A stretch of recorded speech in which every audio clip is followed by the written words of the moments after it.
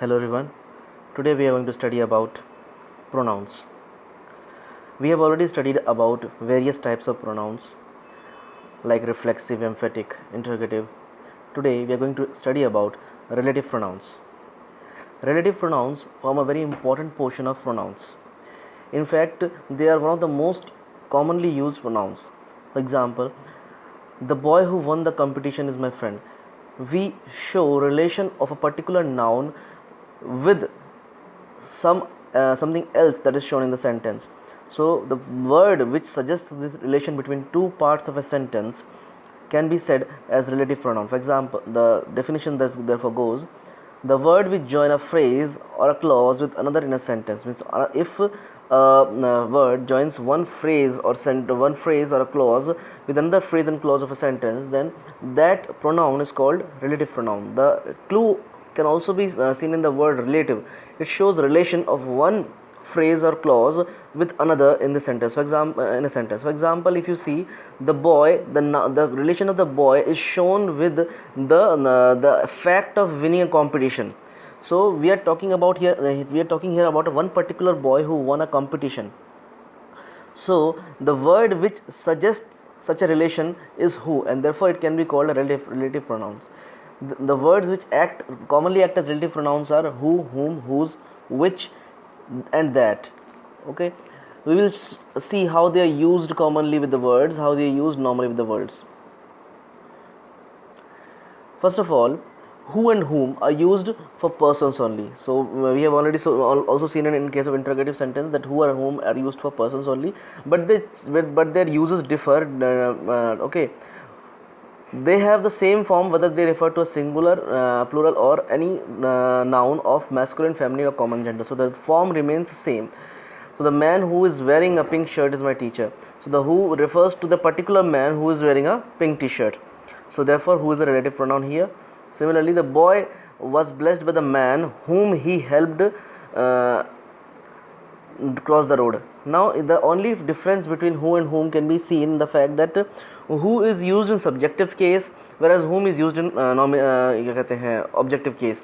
For example, here the man we are talking about in the first sentence is the subject of the sentence, whereas the man, blind man, we are talking in the second sentence is the object of a sentence. Therefore, there is an alteration, there is a change. So while we are using who and whom as relative pronouns, we have to keep this in mind. When we use pronoun whom, we have to be careful because the girl who appreciated the dancers were friendly. So that's what I was saying. The relative pronoun who is used as subject. So the girls here are subject. Okay, that's why we have used who. Whereas in the second sentence, if you see the people appreciated the dancers whom they met after the show. They had met after the show. So you see the dancers are the receivers of the action of appreciation. ये जो appreciation हुआ है इसका जो it is done for to the dancers. So dancers received the appreciation.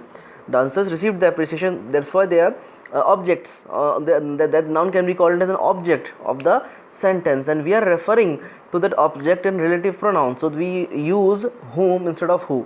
Okay, you have to keep this in mind. Whose is used for both person and things.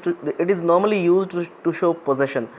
For example, the chair whose color is blue is mine. So the particular chair whose color is blue is mine. The pen whose nib is broken cannot be used now. So the particular pen whose nib is broken now cannot be used anymore. So it shows a belonging, a sense of belonging. Okay. Which is used for things and animals. So which can be used both with thing and animals. So book which I gave him is lost. So in this first sentence we can see that the noun that is being referred to is book. Book is a thing, whereas in the second sentence if you see the deer which was killed was carried to the village. So if you will note that the deer is a noun which refers to a living thing. So it is especially in animals. So the which is used in case of animal and book, animal and things. Okay, animal and things, and to show a relation to a certain kind of action. Okay, that is used after both person and thing. So we use that with both person and things. The watch that I bought last year is not working now. So particular watch we are talking about. okay, and he's the boy that I was talking about. So in this both the cases we are showing saying something extra about the noun, just the particular noun which we are referring to, we are giving some extra information about the noun, if you will notice. So to show the relation between that extra information, for example, he's talking about a particular watch that was bought last year. We need to show that relation. So in order to show that relation, we are using the word that. So the property of the relative pronoun that is that it can be used both in case of persons as well as things. Sometimes we use that after the words like all, nothing, all, only, nothing, and none. So it can be also be used with words like nothing, or some sort of words like nothing that he convinced the judge. So nothing that he said. So nothing, again nothing is referring to a particular thing. So all that he said could not convince the judge. Okay, we use that after these common words. If a sentence has two nouns, if a sentence has two nouns and one refers to a person and other refers to a thing, we preferably use that. We will use that. For example, if you see in the sentence, both of the chariot and the lady that could be seen from the window stood for long. The first thing that we can need to remember here, that we are talking about one chariot and the lady which can be seen from the window. That's why we use that. But our instinct normally, we will think that because there is a lady, we will use who. In case of persons, right, we should use who. But here when we also have a noun, so we will take the first one.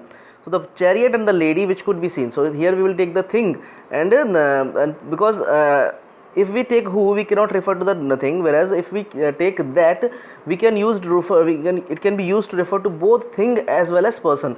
It is a property of that, right? We just read that who can only be used with persons, whereas that can be used both with person as well as things.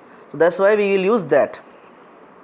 Okay, relative pronoun that is also used after adjectives in superlative degree. So if you are using adjective in superlative degree, for example, he is the fastest runner that I have ever seen. So he is the fastest runner. So what can be said about that fastest runner, that we have never seen someone like that, like him. So in order to show that relation, we use the word that. So in case, so that can be the syntax of using that in case of superlative degree. So we need to keep that in mind. Apart from these relative pronouns, there are other relative pronouns as well that we have to keep in mind. For example, what. The relative pronoun what is always used to refer to things. So it only refers things. Its antecedent is not expressed. So what it is referring to, what actually it is referring to, is never mentioned. For example, she purchased what she wanted to buy. So we did not mention exactly what she wanted to buy, but we have informed that whatever she wanted to buy has been purchased. Okay, so the noun to which the what is referring, the noun to which the what is relating has not been mentioned. Okay, the word as, apart from these relative pronouns, as can also be used as a sometimes as a relative pronoun, along with some words such as same and such. She is such a friend as is needed in the trouble. So we are telling about a quality of that person, that she is a good friend, she is such type of friend which is needed in troubled times. Her argument is same as yours. So it as can be used in couples with such as or same as. So that's all. I hope if you have any doubt, please ask. I hope all of you have understood and enjoyed it. Thank you.